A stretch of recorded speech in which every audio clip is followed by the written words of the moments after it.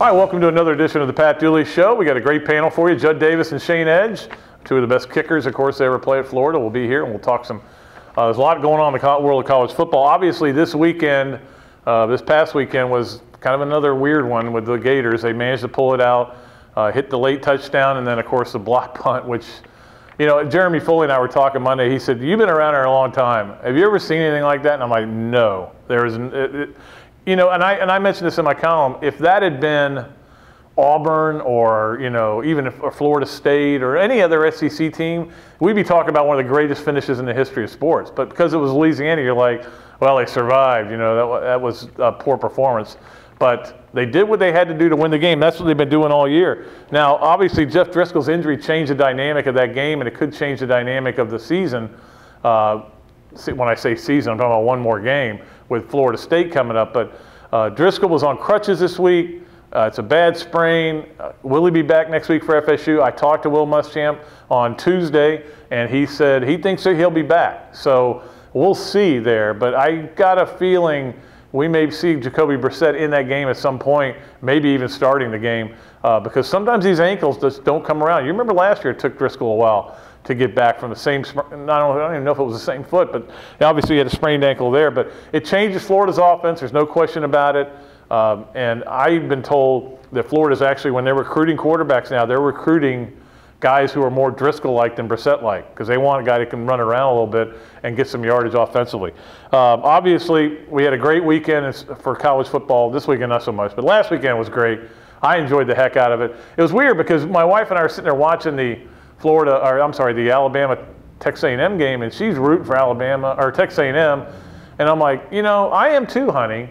Because I always root for the upset. Nothing against Alabama. You just root for the upset. You root for the improbable, especially if you're a big college football fan. But if Alabama wins, it's actually better for Florida. And I tried to explain it to her, the bowl scenarios and everything, and I don't think she bought it. Then they got behind by 12, and she goes, "I'm rooting for Alabama now." Then they scored a touchdown. She goes, "Now I'm back with Texas A&M." She's got to make up her mind. But it was an unbelievable game to watch. I certainly enjoyed watching the game. And you know, as the night went on, Vanderbilt beating Ole Miss, coming from behind as well, getting bowl eligible. That makes 8 teams in the SEC that are bowl eligible. Ole Miss had a chance to be, and still has a chance to be, but they need one more win. Missouri still needs another win. Tennessee needs 2, but they do have, it's Kentucky, Vandy, winnable, and then Arkansas needs 2, probably won't get them. But it'll be interesting to see how the bowl thing shakes out. In my radio podcast, which you can download at Gatorsports.com, I talk about the different possible scenarios for the bowl, and it's still so up in the air. I can't tell you right now with you can basically say 3 games left in the season. I could guess on bowls, and I would have no idea whether any of them is going to come true or not, because it's really up in the air. It's going to depend on who wins the SEC title game. You know, how far does this team drop? Does Texas A&M go to the Cotton Bowl now? Does that drop LSU back over here to a Florida Bowl? It's really up in the air, but we'll see as the rest of the season goes along. We do have the BCS shakeup. You have 3 teams now fighting for those 2 spots. In terms of those 3 teams, I believe Oregon's the best team, okay? If that's the last team anybody would want to play of those 3 teams. But it's not, you know, there's still some things that could happen. It's college football, you know, don't forget that. And we all need to remember that. Something could happen, something weird and wonderful. But unfortunately, I don't know that it'll happen this week. There just aren't that many good games. Oregon is one team to watch this week. We'll see how they do. They've got a tough game. But for the most part, you know, I don't even know who Notre Dame plays. Do they even play this week? They may be off this week. But it's not a great weekend for college football. And with Florida playing Jacksonville State, you know, look, the bottom line for Florida, it's the same thing as it's been last week and even the week before against Missouri and against Vanderbilt and against Kentucky. I mean, there's certain games, they play up to the level of their opponent. And I think they did against Georgia. I think they got too hyped. And maybe that's because Will's went to school at Georgia. But that team played different than they have all year. But for the most part, this team goes, if it's a good team, they play like this. If it's a bad team, they play like that. It'd be nice to see them come out and play like a good team. But again, I'm going to tell you later on in the list why this offense isn't doing well. I don't expect it to do anything special in this game. Jacksonville State's awful on defense. I don't think it's going to matter. There's a reason. And you have to wait to find that out. All right, right now it's time for us to do the 3 things All right, three things that I think this week, and number one is that the glee I saw that the SEC apparently is out of the national championship picture was amazing. I mean, everybody just, woohoo, I thought they were going to start celebrating. And it wasn't the three schools that have now moved up to 1, 2, and 3. It was the rest of the country. Everybody's so excited, but the SEC's not out of this thing yet. As I said earlier, it's college football. Crazy things happen. Do you not remember 2007 when LSU snuck in with 2 losses? If Alabama, well, I should say, when Alabama seal clubs Auburn, and then they'll play Georgia, and if they can beat Georgia convincingly, a lot of people, and again, somebody's got to lose ahead of them, probably 2 teams. But if those 2 teams lose, they're not going to the national championship game because it's about when you lost. If Georgia beats Alabama, I don't think Georgia should play for the national championship because they will have had 2 quality wins. But, you know, the computers and everything could get him in there. So the SEC's not done. It's just less likely. But the glee was amazing. I mean, look, I know we've been a little bit with our chest puffed out because 6 in a row. But at the same time, our conference did it. You know, it's not like it was given to them. At any rate, speaking of the computers, number 2, Jimbo Fisher just doesn't get it. I understand why you would fight for your team. I get it. We've seen it happen before. Urban Meyer did it in 06. Why you would feel slighted that your team is ranked number 10 in the country. Now, he used a word he shouldn't have used to describe it and then came back and apologized. That's not what I'm on him for. What I'm on him is for the comment he said, it shouldn't be about who you play, but how you play. But no, you don't get it. How you play a lot of times depends on who you play. When you're playing Duke and Boston College and Maryland, you're going to look better than if you're playing South Carolina, Alabama, not Auburn, but South Carolina, Alabama, Texas A&M, Florida. It does matter who you play. And it's not just for the computers, and the computers are killing Florida State, there's no question. But, me is if I was a voter, I can't put FSU up there ahead of Florida right now. The body of works aren't even comparable. They haven't played anybody. They've beaten one good team, Clemson. I talk about this a lot. What's their second best win for them, for Georgia? There are other teams out there who maybe won a game, but have they won 2? Have they won 3 like Florida did, beating LSU, South Carolina, Texas A&M? Those are 3 impressive wins. So, I understand Jimbo Fisher and why he would fight for his team, and you got to do that. But if you really believe it's not who you play, it's how you play, then you just don't get it. And number 3, what happened to the Alabama defense? I mean, for 8 games, this team was unbelievable, and it was mainly because of their defense. Their offense was efficient. A.J. McCarron was a Heisman contender just because he managed the team offensively, but all of a sudden the defense just went bye-bye. LSU lit them up. Texas A&M lit them up.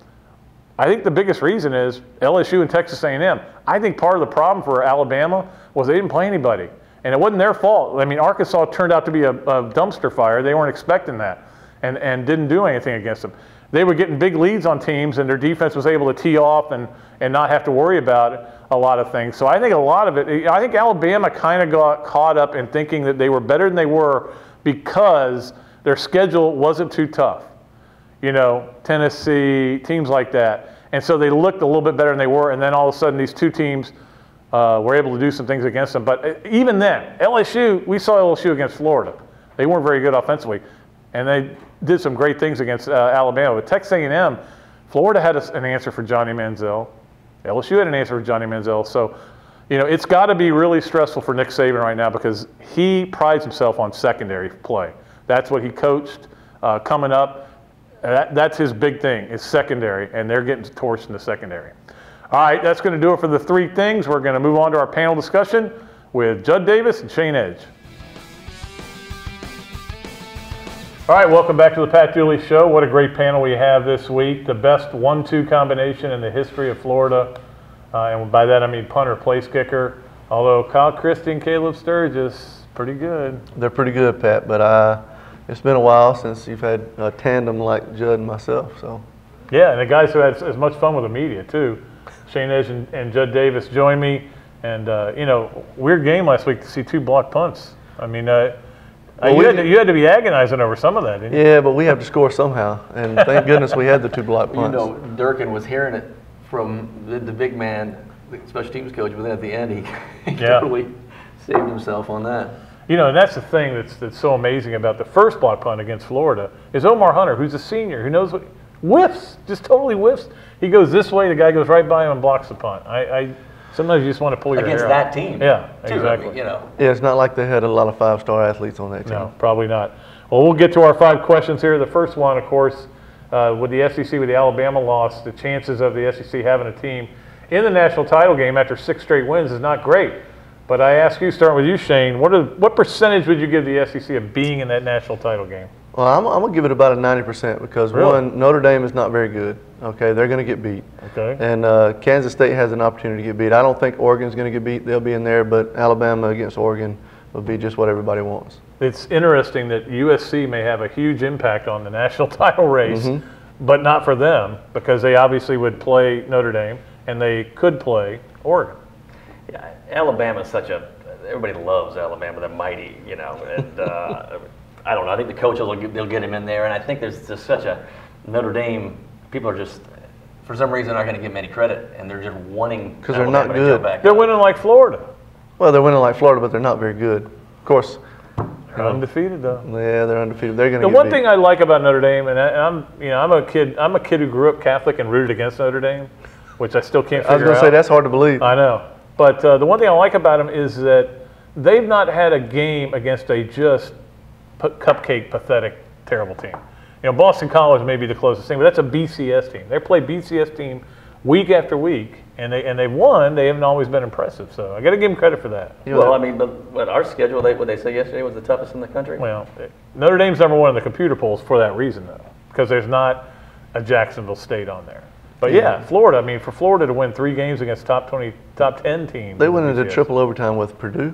Is that right? I think so. Yeah. Yeah. Come on now. We're lucky to be where we are. I'm not having to say it. Oh, absolutely. Well, if you ask anybody, you know, would we have 9 wins? They say 9 at the most.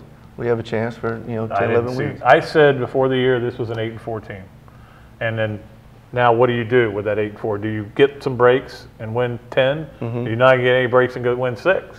Because it could have gone either way. They've gotten some, but they've gotten a lot of breaks that have gone against them. Some bad calls by officials, and that's my big bugaboo. But I don't even want to get into. I don't want to get into the fact that last week they marked off 2, not 1, but 2 6-yard penalties. How's that? Because they don't know math. Okay, I didn't see that. Apparently, it's not a requirement on the SEC officials test. Drive me nuts. Number 2.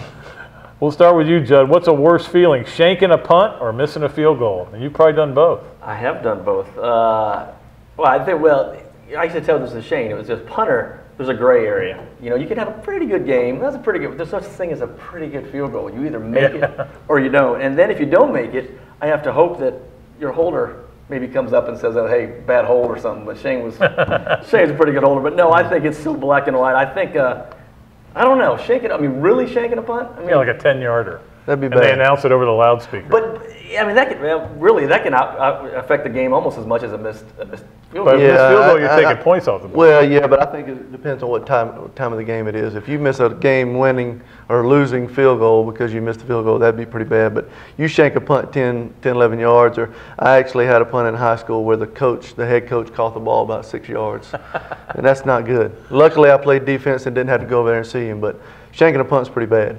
There was a game I saw a couple of weeks ago. They showed the highlights of where the wind was blowing, and the guy punted, and the ball went up and went back into the end zone. What's Kyle Christie's worst punt this year? I mean, the guy 40 yards. What's his net average? Like 43. It's insane. Well, the funny thing is, last year he wasn't very good, and I've talked about this. He was a young guy though. Yeah, exactly. Not only did Sharif Floyd get older, not only did Jeff Driscoll get older, but Kyle Christie got older. Yeah. And I think that's one reason he's had such a good year. Well, you're Caleb's boy, so I know you're I happy with what I he's talked doing. to Kyle, and he lowered his drop, and he dropped the nose of the ball more, and those 2 things, I could tell, and now he's just hitting, I mean, they're turning spirals over, they're not these little floaters. Right. And and Caleb, the farther out he gets, the more accurate he gets. I don't understand that kid. I mean, well, as long as he can stay healthy, he's one of the best kickers we ever had. Yeah. And Kyle Christie is in the top 2, very right? good he's punter. definitely, Kyle's top 2 too. Yeah. Kyle's probably the best punter that UF has ever had. Until they do the nasty plunge, and then Right. I have to say I was a little bit better athlete than Kyle. No offense. You took a lot of pride in your athleticism. Yes, I did. I still do. Yep. Nobody will ever forget the big run against Alabama. All right, number 3.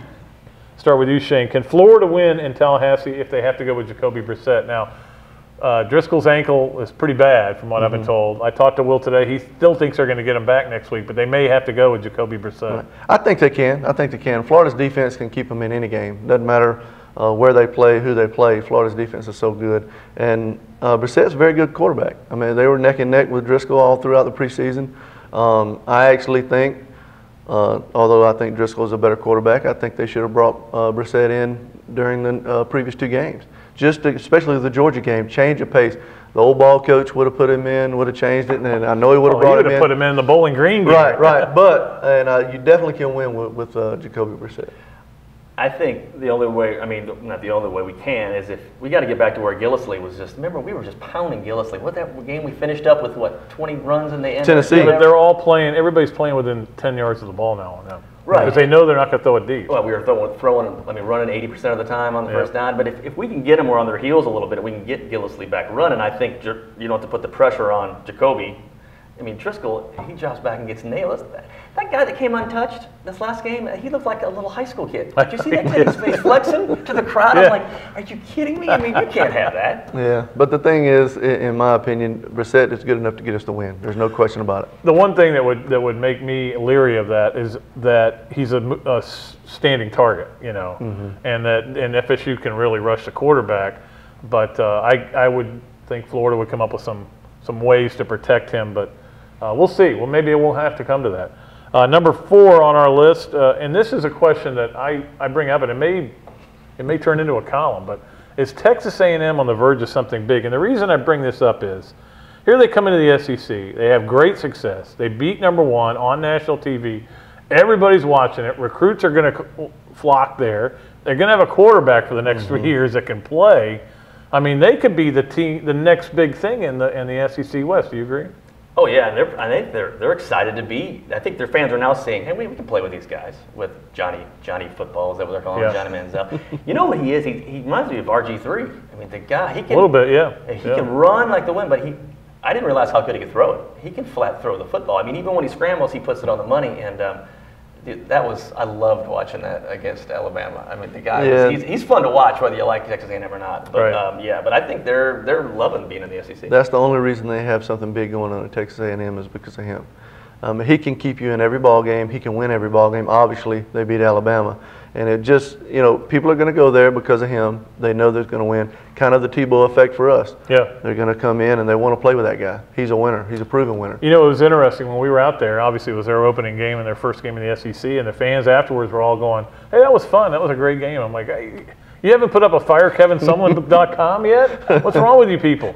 Well, I wonder if they're getting more jaded now that they've been to Tuscaloosa. But then I'm listening to one radio show and their fans are calling and go, "Man, those Alabama fans are great." And I'm like, what world are you living in? Yeah. There's so much hatred in the SEC. Oh, my gosh. Yeah, they're patting each other on the back out there. Yeah. Stick around. Once you get to start recruiting, too.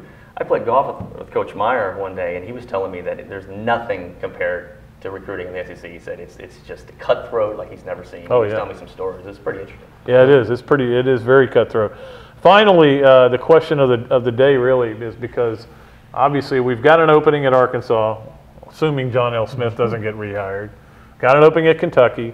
There has been talk that Chiswick's already done, and I think he is. There's been talk that Derek Dooley's already done. Mm-hmm. Oh, yeah. Bobby Petrino's out there. He's got a bag, got a big, heavy suitcase he's bringing with him. But would you hire him to be your head coach at one of those 4 schools? Pat, I hate losing. Regardless of what it is, I don't care what we're playing, I hate losing. The guy can coach. I mean, there's no question about it, he can coach. If I'm a Kentucky or a Tennessee or whatever, I got to look at it hard because I like to win. I want to win, and I want to win now. This guy can come in and he could change a program. I would hire him. Well, and the thing is, I look at Kentucky and I go, wait, you hired Calipari, okay? Okay, this guy cheated on his wife and lied to his boss, made huge mistakes. He's sorry for it. But you can't win with a conventional coach at Kentucky. No. I'm sorry. You can't line go up outside of the box. Your athletes against anybody else's athletes. You got to go outside the box, and Petrino's got a great offensive mind. Well, he's kind of like, Coach Spurrier. A lot of people don't like Spurrier, but the guy won the ACC at Duke, right? Spurrier, so that's the kind of guy you got to come in and at Kentucky. And like you said, you got to take what less skills, and then if you start winning, if if you just get a couple of those 5-star guys pieced in here and there, that you can do it. But I mean, it's always going to be a basketball school. But. And I wonder too if Kentucky's not thinking, hey, if he comes in here and wins, he's gone. Well, probably, but you got to take that step. If you want to win, you got to take that step. Right. That's the same way with Auburn. Auburn's, they've been known to recruit a couple of shady characters every once in a while. So why not bring in a coach to win? They can always go get the mighty Lane Kiffin. Everybody knows how great he is. Yeah, and depending on his last 2 or 3 games, he may be gone from USC. Yeah, well, I tell you, you talk about, but I don't know if you remember before the season, I read a little poem in the paper, and it said that it's another college football season's here. It'll be over before you know it, and when you hit your knees at night, hope Lane Kiffin finds a way to blow it.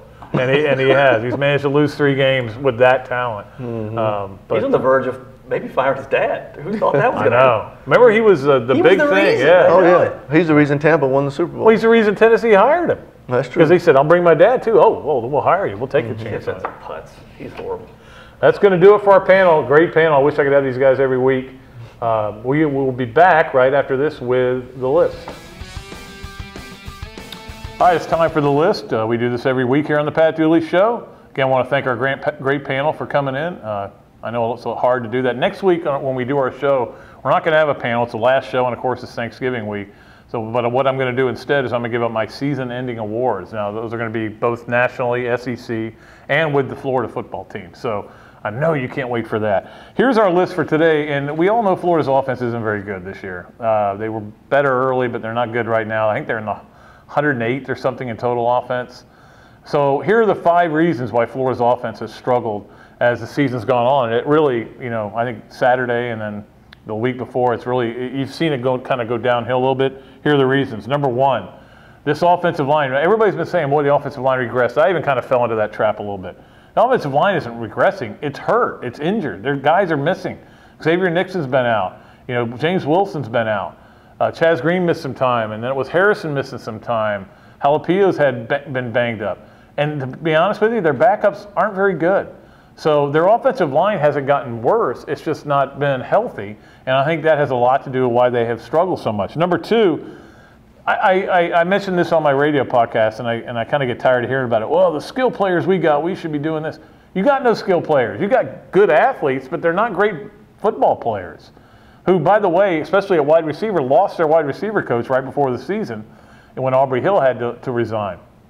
So I just don't see guys who go up and make plays. Riddell Anthony was certainly great at getting open, but if that ball was in the air, he would go get it. Riley Cooper, where you saw the catch he made the other night, would go get the ball. These were great receivers. These guys aren't great receivers by any means. And I think that's a part of the reason that they don't call any long passes, very rarely. They threw one with Frankie Ammon, and he got behind him, but he didn't adjust to the ball well. It was a poor throw. But the playmakers, really, to me, you've got Jordan Reed, maybe Amarius Hines with the ball in his hands is pretty good. That's about it. Number 3, as the season goes along, your offense gets figured out. People know what you're going to do. And this is one I will put a little bit on the coaching staff. I think they've stayed a little too stubborn offensively. And here's what we're going to do. We're going to keep doing it. We're going to do it. And we've won 9 games with it, so we're going to keep doing it. Well, as the season goes along, teams go, here are your tendencies. I think this team, and maybe a little bit of this is the fact they didn't have a late bye week to self-examine. Their bye week was so early and things were going so well, there was no reason for self-scouting. If it had happened later, maybe they would have had a little bit more self-scouting and said, we need to get away from these tendencies. But even then, even when they do come up with a great play, like the tight end around Jordan Reed pass, dropped in the end zone.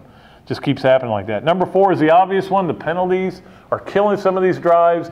They've had so many chances where they started a drive and it was 1st and 10 at the other team's 27. Next thing you know, it's too many men in a huddle or a false start, and now it's 1st and 15. You're behind the chains. And this is a problem that's gone on all year. It's gone on for about 10 years.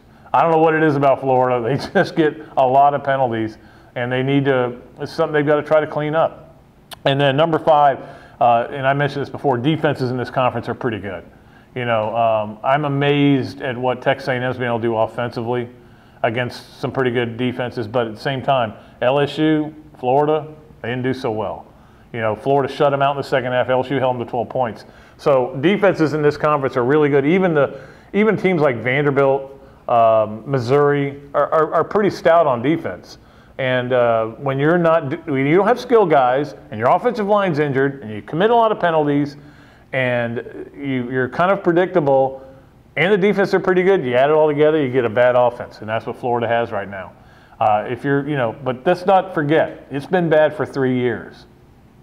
It's been a really bad offense for 3 years, and I still think, this is my opinion, it comes down to players. They've got to recruit better players in the skill positions to generate some offense. We'll see if that happens down the road. All right, we'll be back with you next week. It's Thanksgiving week. Before I leave, I want to say a special thank you to my wife and daughter who bought me an acoustic electrical guitar for my birthday Wednesday, and it's tremendous. I love it. It's what I wanted.